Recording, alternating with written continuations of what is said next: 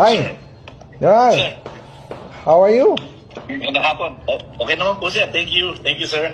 Yeah. Tanggap po kami lahat, yes. We have good news. Kinuto ko sa iyo kanina. We just finished signing the bicameral conference with the senators and congressmen. Pasok yung sinabi ko sa iyo when we meet last week, no, sa Misibis. Opo, sir. Okay, naipasok lahat, additional of 8 billion. Nauna yung 8 billion sa HGAB. Now, naipasok ulit namin another 8 billion.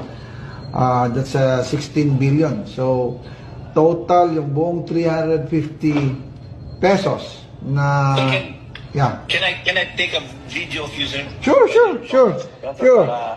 Yes, sir. I can show it to the staff, sir, as the personnel when I talk to them next on the 14th, on Saturday, sir. Thank you. No problem. Yes, maganda yan malaman ng mga staff na we are taking care as per instruction by our speakers, instruction by the President. Maganda yan na malaman ikaw sa Solcom, you have to malaman ng mga troops natin. And actually, we'll see you on Friday. Are you coming sa Dadating ka ba sa Friday? Sir. December 13. Yes, sir. Doon ang formal natin. Opo, sir, sa evening na siguro, sir. Evening. Kung dadating si speaker. Speaker kami ulit na dalawa. So, we'll inform you on that. So, hopefully, ma-approve ngayon sa plenary for ratification yung pinirma ng BICAM. Sa Senate, they will also approve it also this afternoon.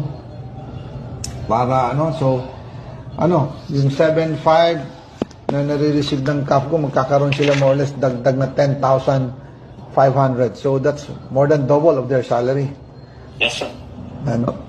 So, please, okay, na-inform din namin kanina si Chief Browner, but I want to inform you mismo diretso. Kasi tayo nag-usap ng sa Misibis and we announced it that na we'll make sure na an additional of 8 billion on the BICAM.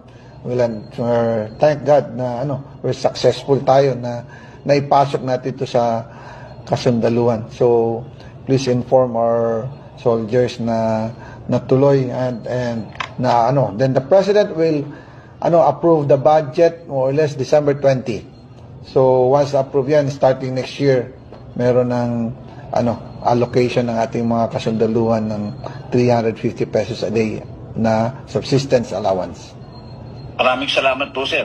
Makakarating po, sir. I'll show the video to all our staff and mga sundalo po dito sa Solcom, sir. Yes. Maraming salamat po, sir. Thank you for your service. Kami here to support the AFP, the milkmen in uniform. So, yung mga black propaganda dyan na we are close with the left, hindi totoo yan. Gawa-gawa nila yan para lang, alam mo na, yung mga budol-budol dyan.